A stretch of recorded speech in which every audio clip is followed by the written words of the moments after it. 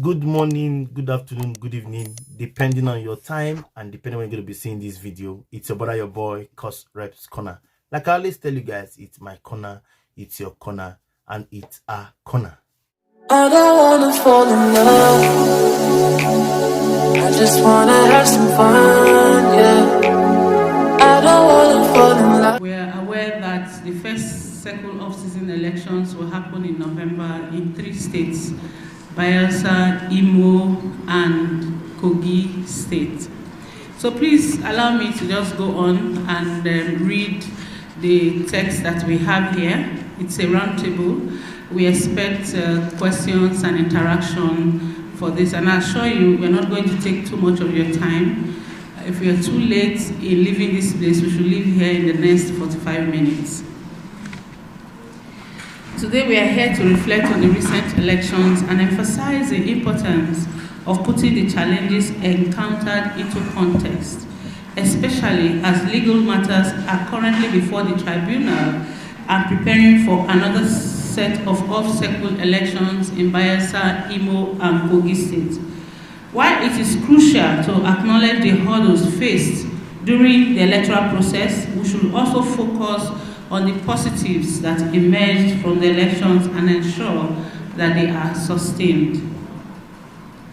In recognition of the vital role that the electoral umpire plays in safeguarding the democratic values of our nation, united by a shared commitment to a common cause, we must tirelessly pursue a free, fair, and credible electoral process.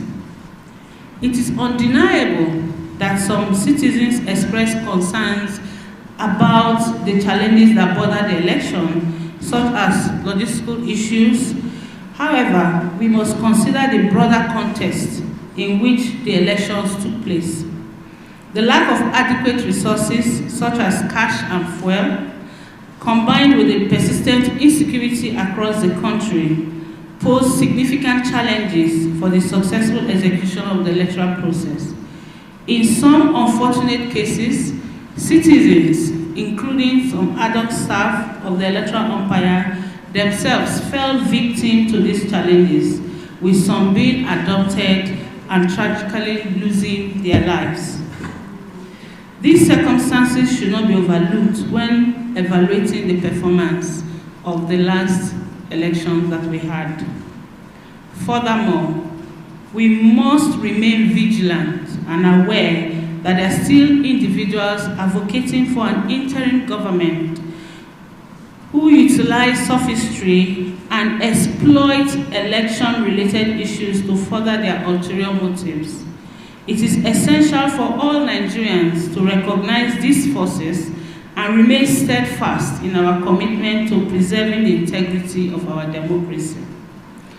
While acknowledging the challenges that went on with the 2023 general election, we must not lose sight of the real gains of the elections. We witnessed electoral upset in regions that were considered strongholds of certain political parties, illustrating the evolving political landscape and the growing unpredictability of our electorate. New players were introduced into the electoral process, signaling a dynamic, inclusive, and constantly evolving political space. These developments are a strong message that our electoral process is not only functional, but we must all ensure that this continues steadily.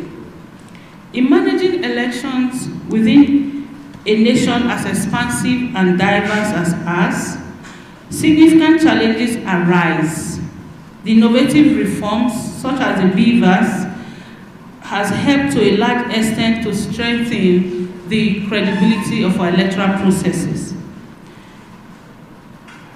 This technology-based system has strengthened the credibility, transparency, and integrity of our elections. Furthermore, the EMB's adapt use of technology has set a new standard for election management bodies. Perhaps, as we have said, and we said during the observation period of the election, we are beginning to see the real numbers of people who come out to vote on election day. The fact that we have an election where the winner came up with 8 million votes and the following votes were 6 million, altogether putting it, say, about 50 million votes, means that we are now having the real people who are voting in the country, unlike in the past, where you had the numbers without the people coming out to vote. Among the most significant reform also is the issue of the continuous voter registration as enshrined in our electoral law, which gave opportunity for more persons to be registered as as voters.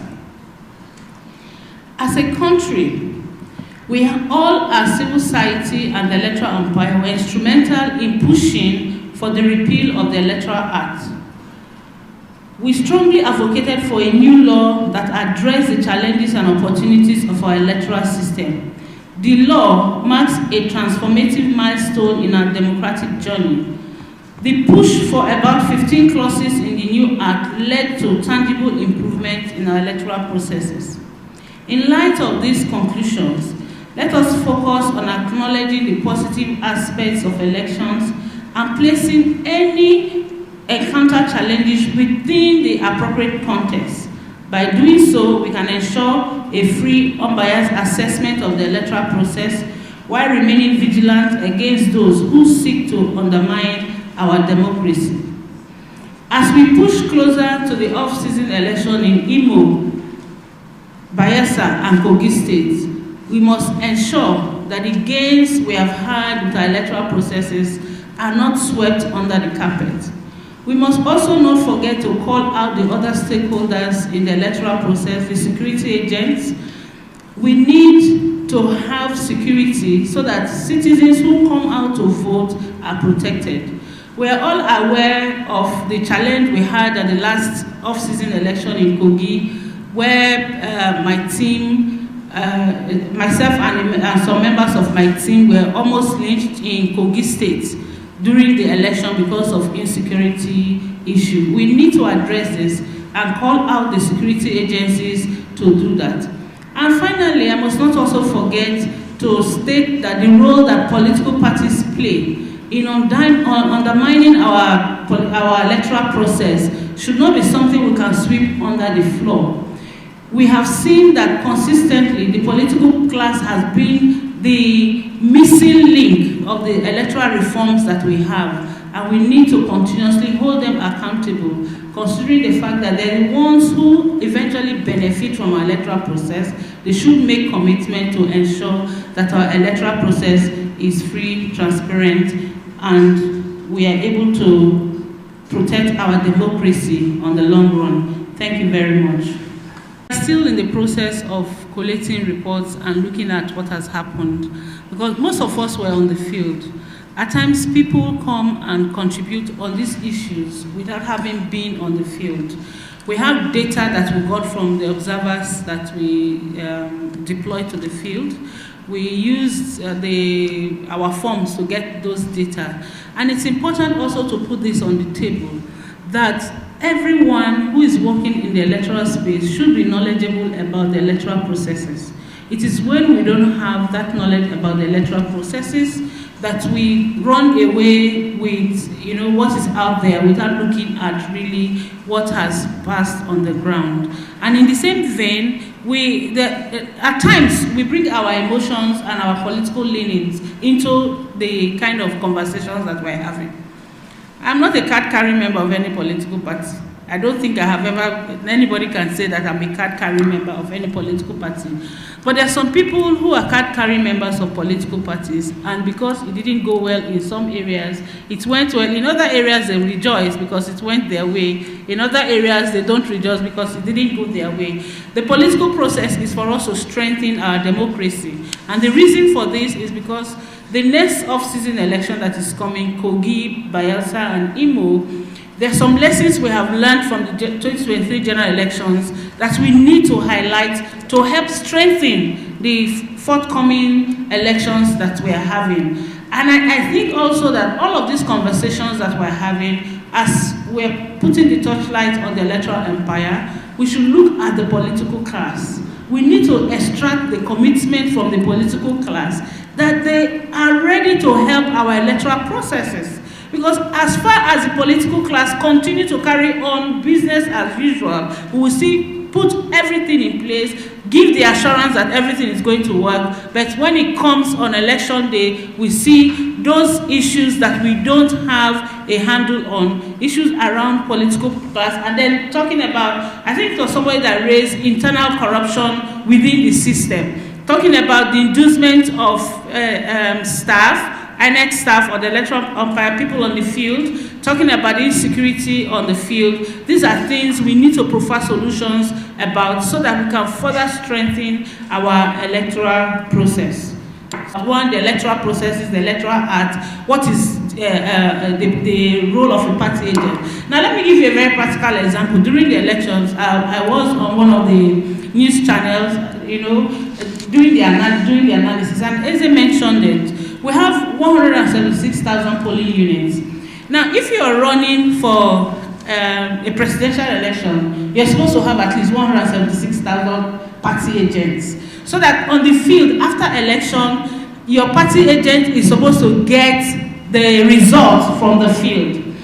The same thing, depending on the constituency that you are running. If you're a councillor, you want to run elections, you should know the number of polling units within your constituency so that you can have party agents who are helping you to monitor that. So when you have those 176,000 party agents, they're supposed to have 176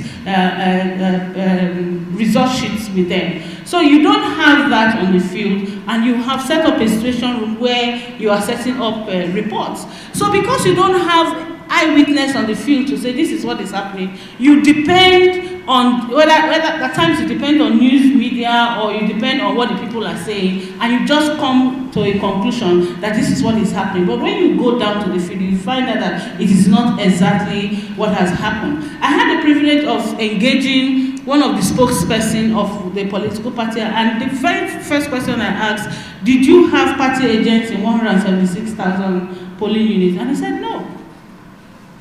And then there was another occasion I had, somebody mentioned one of the presidential candidates at that time and asked me, where do you think this person can get money to put 176 party agents on the field?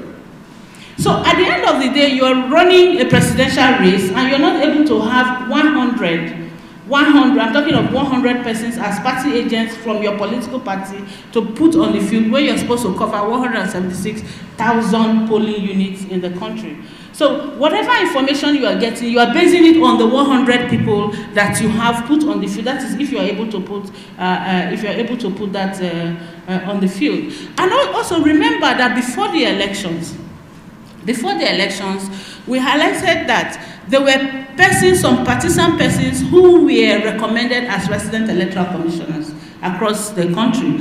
And we kept talking about that, but the National Assembly actually went ahead and approved those persons as resident electoral commissioners. And they were the ones who were on the field, managing our elections. We said that. So when you have somebody who is partisan already playing that role, you're definitely going to get some of the informations or misinformation that you're going to get. So the solution we have, as part of what we're doing, we're also collecting information from people across, those who voted, those who didn't vote, on how do we address these challenges that we have seen within our elections. And we have contextualized those issues around security issues, the issues of misinformation. Voter education, we have found out, is key, is very important. People need to understand what their roles are, what the laws are saying about our electoral processes to help them, perform that. But most importantly, we have found out also